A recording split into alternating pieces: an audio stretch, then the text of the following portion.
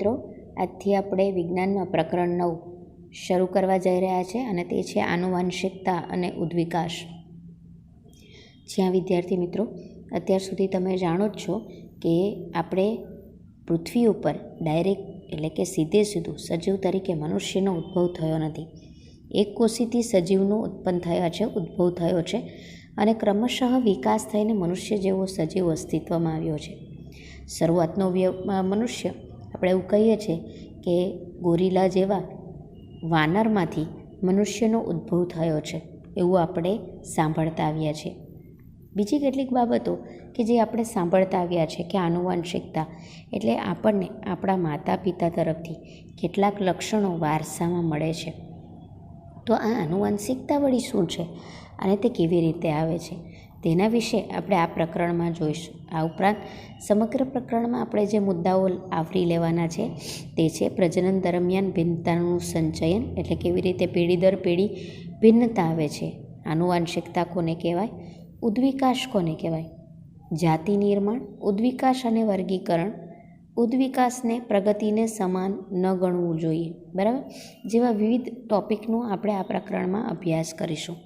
તો પ્રશ્નોના ઉત્તર સ્વરૂપે સમગ્ર પ્રકરણ આપણે સમજીશું. તો ચાલો શરૂ કરીએ આપણું પ્રકરણ, જેમાં પહેલો સવાલ છે પ્રજનન કેવી રીતે ભિન્નતા સાથે સંકળાયેલ છે. પ્રજનન પ્રકરણ આપણે ભણી ગયા કે સજીવોમાં પ્રજનન, અલિંગી પ્રજનન, લિંગી પ્રજનન વગેરે પ્રજનનના આપણે પ્રકારો જોયા હતા. વિવિધ સજીવોમાં અને મનુષ્યમાં આ પ્રજનનના અંગો વગેરે વિશે અભ્યાસ કર્યો હતો. તો અહીં પહેલો પ્રશ્ન છે કે પ્રજનનના કારણે સજીવોમાં ભિન્નતા કેવી રીતે આવે છે. મનુષ્યની જ જાતિ જુઓ, જેમ કે તમે અહીં મનુષ્યનો સમૂહ બતાવેલો છે. કોઈ મનુષ્ય તમને એકબીજા સાથે મળતો નહીં દેખાતું હોય. એક મનુષ્ય બીજા મનુષ્યથી કંઈક અલગ જ લાગશે. મિત્રો, તમે જેને જોડિયા બાળકો અથવા ટ્વિન્સ કહો છો ને, તમે એ દેખાવમાં ભલે એક સરખાપણું એમાં લાગતું હોય, પણ તમે જો ધ્યાનથી અનુભવશો તો એ ટ્વિન્સમાં એટલે કે જોડિયા બાળકોમાં પણ તમને ઘણી બધી ભિન્નતા જોવા મળશે. તો પ્રજનનમાં ભિન્નતા કેવી રીતે સંકળાયેલી છે. તો બધા સજીવો અલિંગી કે લિંગી પ્રજનન દ્વારા સંતતિનું નિર્માણ કરે છે. જેમ કે સજીવોમાં પ્રજનનના પ્રકરણમાં આપણે જોયું હતું કે પ્રજનન એ સજીવોનું એક અગત્યનો ગુણધર્મ છે. કેમ?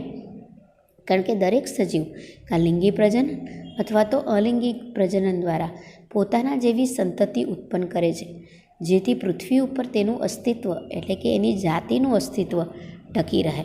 એના માટે તે લિંગી અથવા તો અલિંગી પ્રજનન કરે છે, જે આપણે આગળના પ્રકરણમાં ભણી ગયા છે.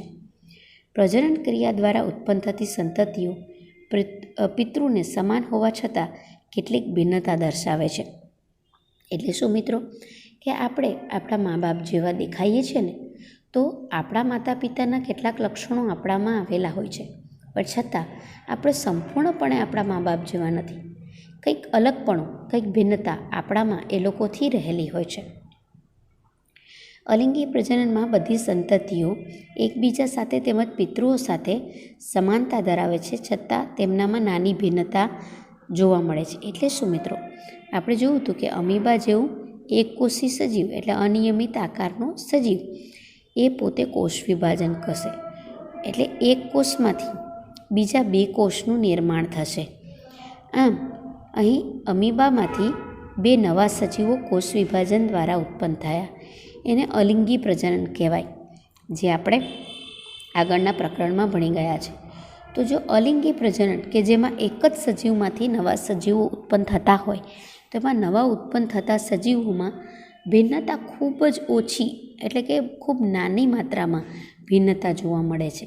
એટલે અહીં આ જે પિતૃ પેઢી છે, એટલે કે જે આપણે કીધું કે જેમાંથી નવા બાળનો જન્મ થાય છે, તે પિતૃ પેઢી કહેવાય, જે મેં તમને આગલા પ્રકરણમાં સમજાવ્યું હતું. તો નવા ઉત્પન્ન થતા સજીવો એ પિતૃ પેઢી સાથે ઘણી સમાનતા જોવા મળે છે, એમાં ઘણી બધી સામ્યતા તેમાં રહેલી છે, પણ છતાં તે પૂરેપૂરા પિતૃ પેઢી સાથે સમાનતા ધરાવતા નથી. તેમાં કંઈક ને કંઈક ભિન્નતા રહેલી હોય છે. શેરડીના ખેતરમાં વ્યક્તિગત વનસ્પતિઓમાં ખૂબ જ ઓછી ભિન્નતા જોવા મળે. એટલે શું, એક શેરડીનું ખેતર લો એમાં દરેક શેરડી આપણને લગભગ પહેલાં એકવાર જુઓ છો તો એક જ સરખી લાગે છે. આપણને એમ થાય બધી શેરડી તો છે, આમાં વળી શું ફરક છે? પણ તમે ધ્યાનથી જોશો તો એમાં ખૂબ જ નાની માત્રામાં તમને ભિન્નતા જોવા મળશે. માનવ સહિત મોટાભાગના લિંગી પ્રજનન દ્વારા ઉત્પન્ન થતા પ્રાણીઓમાં વ્યક્તિગત સ્તરે અનેક ભિન્નતા દૃશ્યમાન બને છે. એટલે શું? મનુષ્ય સહિત મનુષ્ય પણ લિંગી પ્રજનન કરે છે. આ સિવાય અન્ય ઘણા બધા સજીવો એ લિંગી પ્રજનન કરે છે. તો જે સજીવો લિંગી પ્રજનન કરતા હોય, લિંગી પ્રજનન એટલે કે જેમાં પોતાના જેવા નવા સજીવો ઉત્પન્ન કરવા માટે બે સજીવો એમાં ભાગ લેતા હોય. પિતૃપેઢીમાં નર અને માદા બે સજીવો ભાગ લઈ અને પ્રજનનની ક્રિયા કરતા હોય. એમાં ઉત્પન્ન થતો નવો સજીવ એ ખૂબ જ ભિન્નતા ધરાવતો હોય છે. તો લિંગી પ્રજનનમાં તમને વધુ માત્રામાં ભિન્નતા જોવા મળે છે, જ્યારે અલિંગી પ્રજનનમાં તમને ભિન્નતાનું પ્રમાણ ઓછું જોવા મળે છે.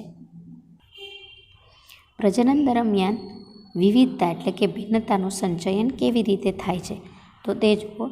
ક્રમિક પેઢીઓમાં વિવિધતાનું સંચયન એટલે ભિન્નતા કેવી રીતે આવે છે તો તેના વિશે આપણે સમજીએ. એટલે તમને એવું પૂછે કે ભિન્નતા વિશે ટૂંક નોંધ લખો તો એ તમારો આ જવાબ થશે. સજીવો અલિંગી કે લિંગી પદ્ધતિથી પ્રજનન કરે છે, જે આપણે જોયું, પરંતુ તે દરમિયાન ભિન્નતાઓ ઉત્પન્ન થાય. એટલે તે લિંગી પ્રજનન કરે છે કે અલિંગી પ્રજનન કરે, એ દરમિયાન જે પિતૃપેઢીમાંથી નવા સજીવો ઉત્પન્ન થાય છે તેમાં ભિન્નતા જોવા મળે છે. દરેક પેઢીમાંથી આધારક શારીરિક બંધારણ અને કેટલીક ભિન્નતાઓ તેની અનુગામી પેઢીને વારસામાં પ્રાપ્ત થાય છે. એટલે એ શું કહે છે કે જ્યારે લિંગી પ્રજનન કે અલિંગી પ્રજનનમાંથી નવો સજીવ ઉત્પન્ન થાય છે ત્યારે તેના શારીરિક બંધારણમાં એટલે કે એનો દેખાવ, એનો વાળ, એના આંખ વગેરે શરીરના જે અંગો છે તેમાં, અથવા તો અન્ય કેટલીક જનીનિક એટલે શું? તો આ પ્રકરણમાં હું તમને આગળ સમજાવીશ. અન્ય કેટલીક ભિન્નતાઓ એ અનુગામી એટલે એમાંથી ઉત્પન્ન થયેલ બાળકોમાં જોવા મળે છે, એટલે કે વારસામાં મળે છે. વારસામાં આપણે જાણીએ છીએ ને કે આપણા માતા પિતા આપણને સંપત્તિ, ઘર વગેરે આપી શકે છે, તો તેવી રીતે એમનામાંથી આપણને દેખાવ અને અન્ય કેટલીક ભિન્નતાઓ પણ વારસામાં મળે છે. બીજી પેઢી પ્રથમ પેઢીથી ભિન્નતાઓ ઉપરાંત નવી ઉત્પન્ન થયેલી ભિન્નતા વારસામાં મેળવે છે. એટલે શું કે આપણામાં જે ભિન્નતા આવે છે તે આપણા માતા પિતામાં જે લક્ષણો છે એમાં થોડા લક્ષણોમાં ફેરફાર થઈ અને ભિન્નતા આપણામાં પ્રાપ્ત થાય છે. એટલે માતા પિતાના લક્ષણો કરતાં આપણામાં જોવા મળતા લક્ષણ કંઈક અલગ હોય છે. આ ઉપરાંત આપણે આપણા જીવવા દરમિયાન એટલે આપણે જ્યારે જીવન જીવીએ છીએ તો એના દરમિયાન જે આપણામાં પર્યાવરણના ફેરફાર થાય છે, અથવા તો અન્ય જે કંઈ આપણે અનુકૂલન સાધવું પડે છે પર્યાવરણના અનુસંધાનમાં, તો એમાં પણ આપણે કેટલીક આપણામાં આપણે પિતૃપેઢી કરતાં ભિન્નતા આણીએ છીએ જે અલગ હોય છે. ઉદાહરણ તરીકે આપણે આપણા માતા પિતામાંથી આવ્યા એટલે શારીરિક બંધારણ આપણા માતા પિતા કરતાં આપણામાં કંઈક અલગ જોવા મળે છે. પરંતુ અત્યારે જેમ તમે વિડીયો જોઈ અને શિક્ષણ મેળવી રહ્યા છો એવું શિક્ષણ કદાચ તમારા મા બાપે નહીં મેળવ્યું હોય. એટલે તમે આ શિક્ષણ મેળવવા માટે જરૂરી ટેકનોલોજી શીખ્યા છો, તો તમારામાં ભિન્નતા આવીને જે તમારા મા બાપમાં ન હતી, જે તમને વારસામાં નહોતી મળી. એટલે આવી કેટલીક બાબતો તમે પોતાનામાં લાવો છો. કદાચ એવું બને કે તમારા મા બાપને ડ્રોઈંગ ન આવડતું હોય પણ તમે સારા ચિત્રકાર બની શકો છો, તો એ તમે તમારામાં ભિન્નતા આણી. તો આમ વારસા જે ભિન્નતા નથી મળતી, આ ઉપરાંત તમે કેટલીક આવડતો તમારામાં લાવો છો, તમારામાં કેટલાક ફેરફાર કરો છો, તે ભિન્નતા પણ તમને પ્રાપ્ત થાય છે. આકૃતિમાં દર્શાવ્યા મુજબ ટોચ પર મૂળ સજીવ અલિંગી પ્રજનન દ્વારા 2 બેક્ટેરિયા ઉત્પન્ન કરે છે. અહીં તમને આ એક બેક્ટેરિયા બતાવ્યો છે, એ જેમાં આગળ તમને સમજાવ્યું કે અમીબા કોષ વિભાજન પામશે અને એમાંથી 2 બાળ સજીવો ઉત્પન્ન કરશે. તો તેવી રીતે ધારો કે આ બેક્ટેરિયા છે, એણે પોતાના કોષનું વિભાજન કરી નાખ્યું. એટલે એમાંથી 2 બાળકોષો ઉત્પન્ન થયા, એટલે કે 2 નવા સજીવ ઉત્પન્ન થયા. તમે જોશો આ બેક્ટેરિયા કરતાં આ બેમાં થોડી ભિન્નતા, અલિંગી પ્રજનન છે એટલે ઘણું ખરું સામ્ય તમને દેખાશે. તમે જોશો તો આ બધો આકાર એને લગભગ સરખો છે, પરંતુ છતાં એમાં થોડી ભિન્નતા જોવા મળશે. જેમ કે તમે અહીં જુઓ, ખાલી દર્શાવવા માટે અહીં આપ્યું છે મિત્રો, કે જેથી તમે ભિન્નતા ઓળખી શકો.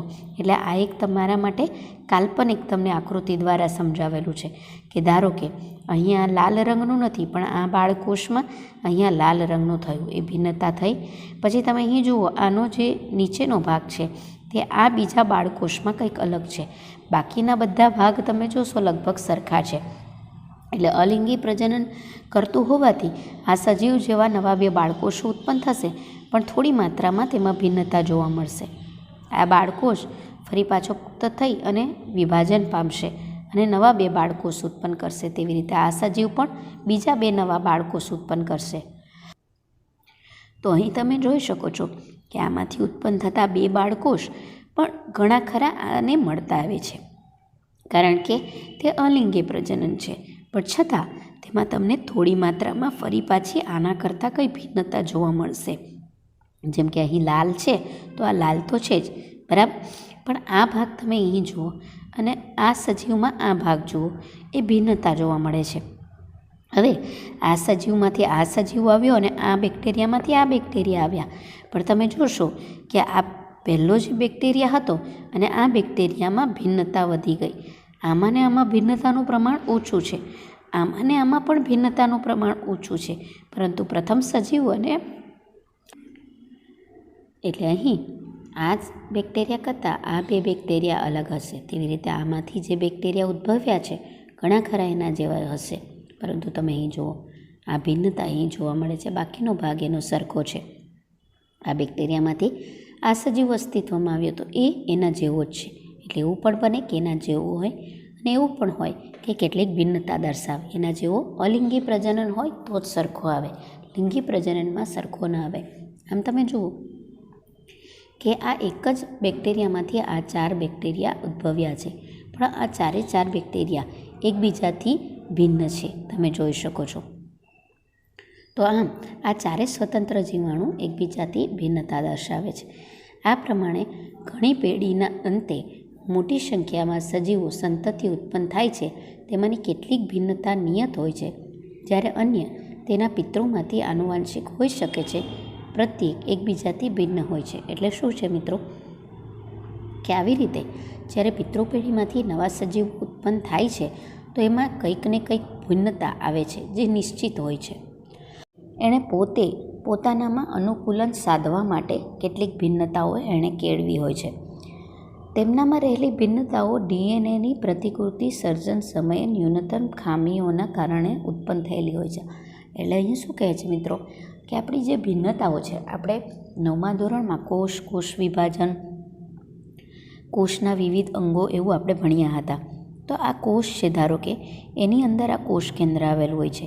તેની અંદર મેં તમને સમજાવ્યું હતું કે આવા કેટલાક રંગસૂત્ર આવેલા હોય કે જે પાતળી બારીક દોરી સ્વરૂપે હોય છે.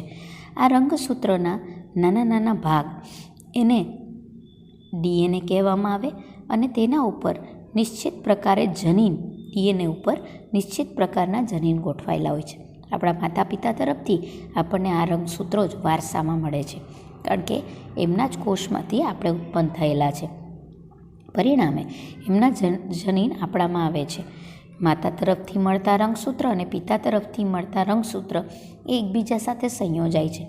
જ્યારે આ સંયોજાવાની ઘટના થાય છે ત્યારે કેટલીક વખત યોગ્ય રીતે જો ન સંયોજાઈ શકે તો તેમાં ન્યૂનતમ એટલે કે સામાન્ય ખામીઓ સર્જે છે, અથવા તો તે મોટી ખામી સર્જી અને વિકૃતિ પણ લાવી શકે છે. ઘણીવાર તમે નથી જોતા કે ઘણા બાળકો એકબીજાથી પીઠથી કે હૃદયથી કેવી રીતે જોડાયેલા હોય છે, જેને અલગ માથાથી જોડાયેલા હોય છે, તેને અલગ કરવામાં આવે છે. તો આ વિકૃતિનું પરિણામ છે. કેટલીક વખત નવું બાળક જન્મે છે તો હાથ નથી હોતો, કાન નથી હોતું, એ પણ આ વિકૃતિનું પરિણામ છે. આમ પ્રજનન દરમિયાન દરેક પેઢી ભિન્નતા એકત્રિત કરી વિવિધતા તરફ જાય છે. એટલે જ્યારે પણ પ્રજનન કરે છે કોઈ પણ સજીવ, ત્યારે ઉત્પન્ન થતો નવો બાળ સજીવ એ કંઈક ને કંઈક ભિન્નતા લઈને આવે છે, જે તેની પિતૃ પેઢીથી અલગ હોય છે. આમ પેઢી દર પેઢી એ ભિન્નતા આવતી જાય છે. અને પછી નવું ઉત્પન્ન થતો સજીવ, જેમ કે આ બેક્ટેરિયાના ઉદાહરણમાં તમને કીધેલું, એ મૂળ સજીવ કરતાં ઘણી બધી ભિન્નતા ધરાવે છે. આનુવંશિકતા. પ્રજનન ક્રિયાનું સૌથી મહત્વપૂર્ણ પરિણામ કયું છે? આનુવંશિકતાના નિયમો શું નિર્ધારણ કરે છે? હવે એ સવાલ શું સમજાવે છે તે જુઓ. પ્રજનન ક્રિયાનું સૌથી મહત્વનું પરિણામ નવી સંતતિના સજીવોમાં સમાન આકાર કે બંધારણ હોવું તે છે. એટલે શું મિત્રો? તો અહીં તમે જાણતા હશો કે બિલાડી જ્યારે પોતાના બચ્ચાને જન્મ આપે તો એ બિલાડી જ હોય. બિલાડીના બચ્ચા એ આકાર અને બંધારણમાં બિલાડી જેવા જ હોય, નહીં કે કૂતરા જેવા. તેવી રીતે કૂતરાનું બચ્ચું ગલોડિયું જ થાય, નહીં કે બિલાડી જેવું. મનુષ્યનું બાળક એ મનુષ્યનું દેખાવને આકારમાં મનુષ્ય જેવું જ હોય. એટલે પ્રજનન ક્રિયાનું આ મહત્ત્વનું પરિણામ છે કે દરેક સજીવ એ પોતાના જેવો જ સજીવ ઉત્પન્ન કરે છે. કૂતરું એ બિલાડાના બચ્ચાને જન્મ નહીં આપશે ને બિલાડું એ કૂતરાના બચ્ચાને જન્મ નહીં આપશે. આનુવંશિકતાના નિયમોને એ પ્રક્રિયાનું નિર્ધારણ કરે છે કે જેના દ્વારા વિવિધ લક્ષણો અનુગામી પેઢીમાં આનુવંશિક થાય. એટલે શું? પ્રજનન ક્રિયા એ પોતાના જેવા સજીવો ઉત્પન્ન કરવાનું તો છે જ, આ ઉપરાંત તેમાં રંગસૂત્ર અને જનીનોની અદલાબદલીના કારણે કેટલાક લક્ષણો પેઢી દર પેઢી વારસામાં જાય છે. એટલે કે આનુવંશિક લક્ષણો તે પેઢી દર પેઢી વારસામાં મોકલે છે. સમાનતા અને ભિન્નતાનો અર્થ શું થાય? બાળક તેના પિતૃના બધા જ આધારભૂત લક્ષણ ધરાવે છે. આ સામાન્ય આધારભૂત લક્ષણોને સમાનતા કહેવાય. એટલે શું? કે ઉદાહરણ તરીકે મનુષ્યનું આપો તો તમને વધારે સમજાશે કે મનુષ્યનું બાળક એ મનુષ્ય જેવું જ હોય છે. તેનો દેખાવ, તેની આંખ, તેની શારીરિક રચના બધું જ મનુષ્ય જેવું હોય છે. બરાબર? એને સમાનતા કહેવાય. પણ આમ છતાં ડીએનએ પ્રતિકૃતિઓમાં ન્યૂનતમ ફેરફારોના કારણે બાળક પૂર્ણ સ્વરૂપે તેના પિતૃ જેવા દેખાતું નથી. એટલે આપણે આપણા મા બાપ જેવા દેખાઈએ છીએ, પણ જેવું આપણા મા બાપના લક્ષણો છે એ બધા લક્ષણો આપણામાં આવતા નથી. આપણે આપણા માતા પિતાથી કંઈક ને કંઈક અલગ ફેરફાર ધરાવતા ઉત્પન્ન થઈએ છીએ. શું કામ? કારણ કે મેં તમને કીધું તેમ આગળ હું તમને સમજાવીશ કે કેવી રીતે બની શકે છે. ટૂંકમાં હું તમને સમજાવું કે ધારો કે તમારા માતાના માંથી મળેલા રંગસૂત્ર તમને કંઈક આવા છે. તમારા પિતાના શુક્રકોષમાંથી મળેલા, માતાના અંડકોષ અને પિતાના શુક્રકોષમાંથી મળેલા રંગસૂત્ર આ પ્રકારે છે. આપણે જોયું પ્રજનનની ક્રિયામાં શુક્રકોષ અને અંડકોષનું મિલન થાય અને ફલિતાંડ બને. એટલે શું થશે? હવે આ જે રંગસૂત્ર છે તે જોડીમાં ગોઠવાશે આ રીતે. હવે એ જ્યારે જોડીમાં ગોઠવાય છે ત્યારે ધારો કે આ જોડીમાં ગોઠવાયા આ રંગસૂત્રો મેં તમને આગળ બતાવ્યા હતી. હવે આ જ્યારે રંગસૂત્ર એકબીજા સાથે જોડીમાં ગોઠવાય ત્યારે આ જે તેની બારીક દોરા જેવી રચના છે, ધારો કે આ રંગસૂત્રની આ બારીક દોરા જેવી રચના અને આ રંગસૂત્રની આ બારીક દોરા જેવી રચના એકબીજા સાથે આ રીતે અમડાય છે. એટલે એના જે જનીનો છે એની ફરી પાછી ગોઠવણી થાય. આ રંગસૂત્રના અને આ રંગસૂત્રના જનીનોની ગોઠવણી ફરી પાછી થાય. અને ફરી પાછી થવાના કારણે આ જે રંગસૂત્ર એટલે કે જનીનો ગોઠવણી ફરી થવાના કારણે આપણા કેટલાક લક્ષણો માતા પિતામાંથી તો કેટલાક લક્ષણો માતા પિતાથી અલગ આપણને મળે છે. હવે તમને સમજાયું ને કે આપણે આપણા માતા પિતા જેવા દેખાઈએ છીએ, પણ સંપૂર્ણપણે એવા હોતા નથી. આ પ્રમાણે કોઈપણ જાતિની વસ્તીમાં જોવા મળતા નાના કે મોટા પ્રમાણમાં લક્ષણોના તફાવતને, એટલે આ રીતે પેઢી દર પેઢી કોઈપણ સજીવ તેની પિતૃ પેઢીથી અલગ હોય છે તો એને ભિન્નતા કહેવામાં આવે છે.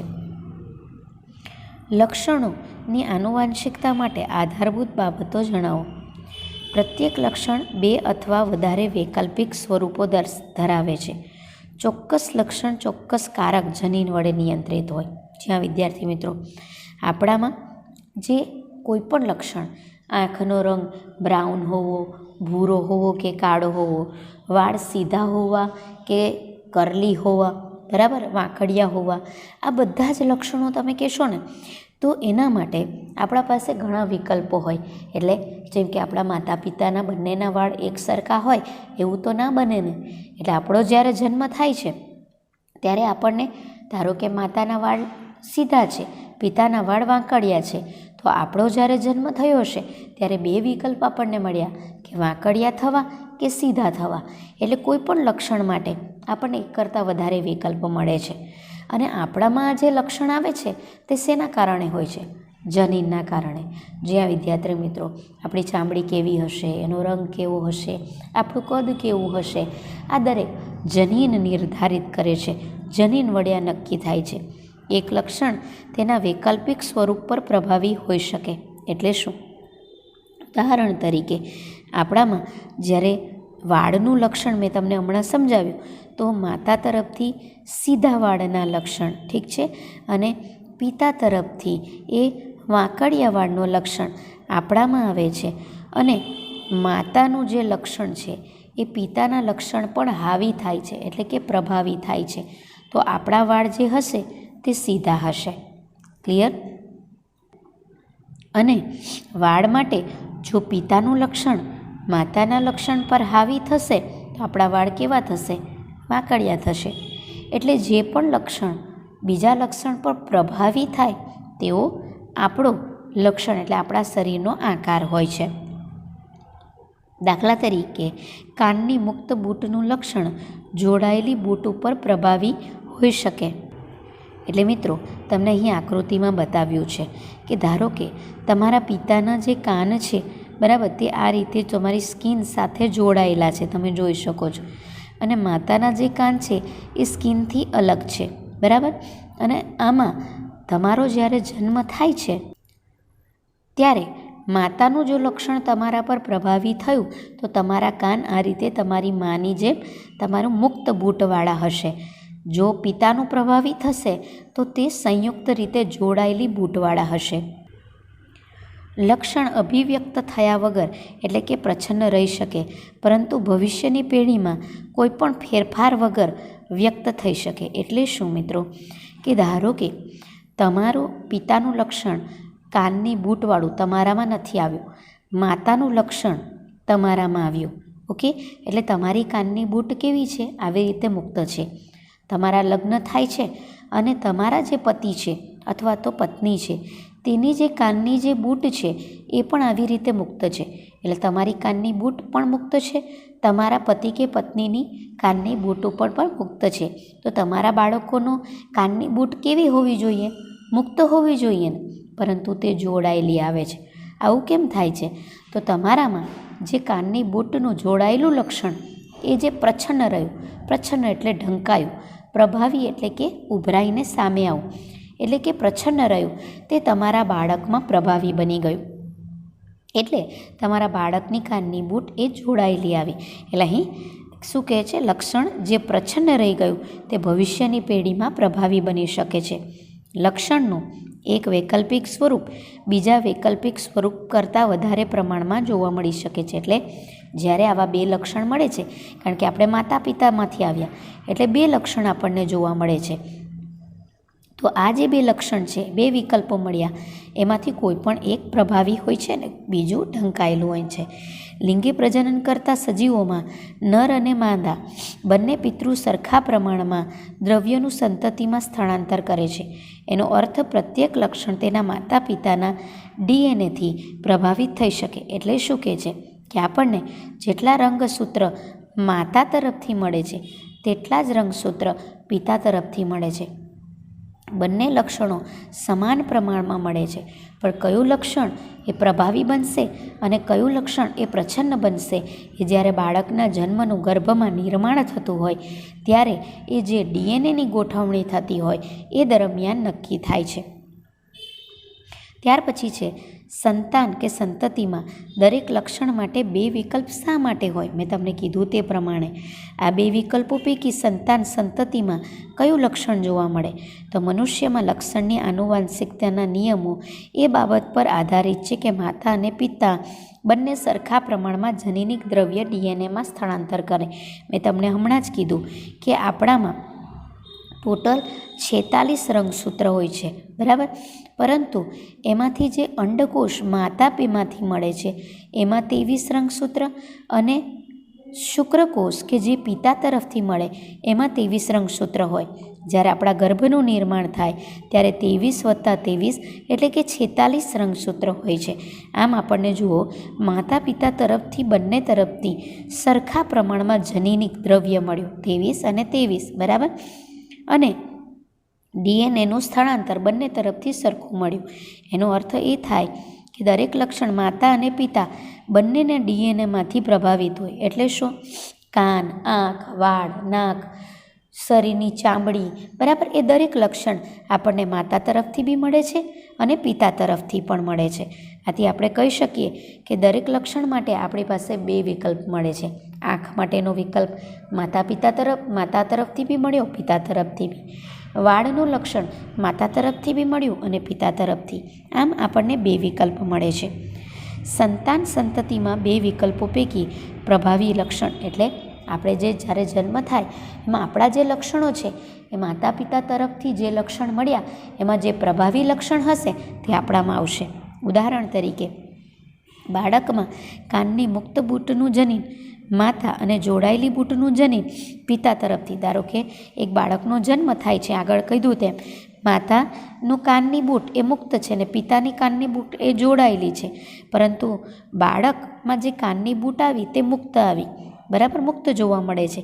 કારણ કે એમાં શું થયું કે માતાનું જે લક્ષણ હતું તે પ્રભાવી હતું અને જોડાયેલી બૂટનું જે પિતા તરફથી લક્ષણ મળ્યું તે પ્રચ્છન્ન બન્યું અને એના કારણે આપણને માતાની બૂટનું લક્ષણ મળે છે. તો મિત્રો, સમાનતા અને ભિન્નતા શું, બરાબર, એ વિશે આપણે જોયું. સજીવોમાં 2 વિકલ્પો સાથી મળે છે જનીનમાં, એ આપણે જોયું. પ્રભાવી લક્ષણ અને પ્રચ્છન્ન લક્ષણ શું, એના વિશે આપણે જોયું. હવે આજે આનુવાંશિકતા વિશે આપણે જે ભણ્યા આજે, એનો સૌપ્રથમ પ્રયોગ કરનાર મેન્ડલ નામના વૈજ્ઞાનિક હતા, જેણે વટાણા પર પ્રયોગ કર્યા હતા. એ શું હતા તે આપણે નેક્સ્ટ સેશનમાં જોઈશું. આજના એપિસોડમાં આપણે પ્રજનન દરમિયાન ભિન્નતાઓના સંચયન વિશે અભ્યાસ કરીશું. બોર્ડની પરીક્ષામાં આજના ટોપિક પરથી અવારનવાર પ્રશ્નો પૂછાતા હોય છે, જેમનું લિસ્ટ અમે તમારા માટે ખાસ તૈયાર કર્યું છે, જે તમે એપિસોડને અંતે જોઈ શકો છો. તો ચાલો સમયનો બચાવ કરતા આપણે અભ્યાસ કરીએ ધોરણ 10 વિજ્ઞાન પ્રકરણ 9 આનુવંશિક અને ઉદ્વિકાસના અગત્યના ટોપિક પ્રજનન દરમિયાન ભિન્નતાઓના સંચયન વિશે. મિત્રો, શું તમે જાણો છો પ્રજનન અને ભિન્નતા કેવી રીતે એકબીજા સાથે સંકળાયેલા છે? મિત્રો, આપણે સૌ જાણીએ છીએ કે પ્રજનનની ક્રિયા દ્વારા નવા સજીવ ઉત્પન્ન થાય છે, જે પિતૃને સમાન હોય છે. સજીવો અલિંગી કે લિંગી પ્રજનન દ્વારા સંતતિઓનું નિર્માણ કરતા હોય છે. આપણે અગાઉ અભ્યાસ કરી ગયા કે અલિંગી પ્રજનનમાં બધી જ સંતતિઓ એકબીજા સાથે સમાનતા ધરાવે છે અને તેમ છતાં પણ તેમની અંદર સૂક્ષ્મ ભિન્નતાઓ જોવા મળે છે. મનુષ્ય જેવા પ્રાણીઓ કે જેઓ લિંગી પ્રજનન દ્વારા ઉત્પન્ન થાય છે, તેઓ વ્યક્તિગત સ્તરે અનેક ભિન્નતાઓ ધરાવે છે, જ્યારે શેરડીના ખેતરમાં વ્યક્તિગત વનસ્પતિમાં ખૂબ જ ઓછી ભિન્નતા જોવા મળે છે. મિત્રો, શું તમે જાણો છો કે પ્રજનન દરમિયાન ભિન્નતાઓનું સંચયન કેવી રીતે થાય છે? મિત્રો, આપણે જાણીએ છીએ કે સજીવોમાં લિંગી કે અલિંગી પ્રજનનની પદ્ધતિ દ્વારા ભિન્નતાઓ ઉત્પન્ન થાય છે. એટલે કે એક પેઢીમાંથી શારીરિક બંધારણને આધારિત અને કેટલીક અન્ય ભિન્નતાઓ તેમની અનુગામી પેઢીમાં વારસામાં પસાર થાય છે. આમ બીજી પેઢી કે જે વારસો પ્રાપ્ત કરે છે, તે પ્રથમ પેઢીની ભિન્નતાઓ ઉપરાંત નવી ઉત્પન્ન થયેલી ભિન્નતાઓ પણ તેમના વારસામાં મેળવે છે. આમ પેઢી દર પેઢી વારસાઓમાં ભિન્નતાઓનો સંગ્રહ થાય છે. મિત્રો, તમે અહીં આકૃતિમાં પ્રજનન દરમિયાન થતી ભિન્નતાઓનું સંચયન જોઈ શકો છો. અહીં ટોચ પર અલિંગી પ્રજનન દ્વારા 2 જીવાણુ કે બેક્ટેરિયા ઉત્પન્ન થાય છે, તેમની શરીર રચના એક સમાન હોવા છતાં શરીર રચનાઓમાં તે સામાન્ય ભિન્નતાઓ ધરાવે છે. આમ એકમાંથી ઉત્પન્ન થયેલા 2 બેક્ટેરિયા અલિંગી પ્રજનન દ્વારા પુનઃ વિભાજિત થાય છે અને 2માંથી 4 સ્વતંત્ર બેક્ટેરિયા ઉત્પન્ન કરે છે. નવા ઉત્પન્ન થતા આ 4 બેક્ટેરિયા એકબીજાથી સ્વતંત્ર હોય છે, છતાં પણ તેઓ સામાન્ય ભિન્નતાઓ ધરાવતા હોય છે. આમ પેઢી દર પેઢી સજીવોમાં ભિન્નતાઓ ઉત્પન્ન થતી રહે છે, જેમાંથી કેટલીક ભિન્નતાઓ નિયત હોય છે, જ્યારે કેટલીક ભિન્નતાઓ પિતૃમાંથી આનુવંશિક હોઈ શકે અને તેઓ એકબીજાથી ભિન્ન હોય.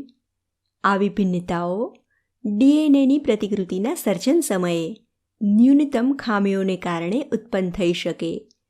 એટલે કે જ્યારે એકમાંથી 2 કે 2માંથી 4 બેક્ટેરિયાનું સર્જન થાય ત્યારે તેમની ડીએનએ પ્રતિકૃતિમાં સામાન્ય ખામી ઉદ્ભવી શકે. આવી ખામી ભિન્નતા સ્વરૂપે પેઢી દર પેઢી વારસામાં પસાર થઈ શકે. ટૂંકમાં પ્રજનન દરમિયાન દરેક પેઢી ભિન્નતાઓને એકત્રિત કરે છે અને કાળક્રમે વિવિધતા તરફ જાય છે. મિત્રો, આકૃતિમાં તમે એક પ્રશ્ન જોઈ શકો છો, જે તમારા પાઠ્યપુસ્તકમાંથી લીધેલો છે. પ્રશ્નમાં કહ્યું છે કે જો એક લક્ષણ એ અલિંગી પ્રજનનવાળી વસ્તીમાં 10% સભ્યોમાં જોવા મળે છે અને લક્ષણ બી તેની વસ્તીમાં 60% સજીવોમાં મળી આવે છે, તો કયું લક્ષણ પહેલાં ઉત્પન્ન થયું હશે? મિત્રો, આપણે જોઈ શકીએ છીએ કે જે લક્ષણ વધુ હોય તે લક્ષણ બીજા લક્ષણ કરતાં પહેલાં ઉત્પન્ન થયું હોય. એટલે કે લક્ષણ બી જે 60% છે તે લક્ષણ એ જે 10% છે તેનાથી પહેલાં ઉત્પન્ન થયું હશે. આમ થવાનું કારણ અલિંગી પ્રજનન કરતી વખતે વસ્તીમાં ડીએનએ પ્રતિકૃતિમાં સર્જાતી ન્યૂનતમ ખામી હશે. ટૂંકમાં આપણે કહી શકીએ કે લક્ષણ એ અલિંગી પ્રજનનવાળી વસ્તીમાં લક્ષણ બી પછીથી ઉત્પન્ન થયું હશે. મિત્રો, સ્ક્રીન પર તમે એક પ્રશ્ન જોઈ શકો છો, જે તમારા પાઠ્યપુસ્તકમાંથી લીધેલો છે. પ્રશ્નમાં કહ્યું છે કે ભિન્નતાઓની ઉત્પત્તિ થવાથી કોઈ જાતિનું અસ્તિત્વ કેવી રીતે વધી જાય છે. આપણે અગાઉ અભ્યાસ કરી ગયા કે ડીએનએ પ્રતિકૃતિઓમાં સર્જાતી ન્યૂનતમ ખામીને કારણે જાતિઓમાં ભિન્નતાઓ ઉત્પન્ન થાય છે. આવી ભિન્નતાઓ લિંગી પ્રજનનમાં વધુ પ્રમાણમાં જોવા મળે છે. જે ભિન્નતાઓ પ્રકૃતિને આધારે હોય તેવી ભિન્નતાઓનો લાભ તે સજીવોને વિશેષ મળે છે. આમ લાભકારક ભિન્નતા ધરાવતા સજીવો પર્યાવરણના પરિબળો સામે વધારે અનુકૂલન સાધી શકે છે અને તેમનું અસ્તિત્વ ટકાવી રાખે છે, જેના પરિણામ સ્વરૂપે લાભકારક ભિન્નતાઓ ધરાવતા સજીવો તેમની સંખ્યામાં વધારો કરી શકે છે. મિત્રો, આજનો આ ટોપિક અહીં પૂર્ણ થાય છે. સ્ક્રીન પર તમે આજના ટોપિક પરથી પૂછાઈ શકે તેવા પ્રશ્નોની યાદી જોઈ શકો છો.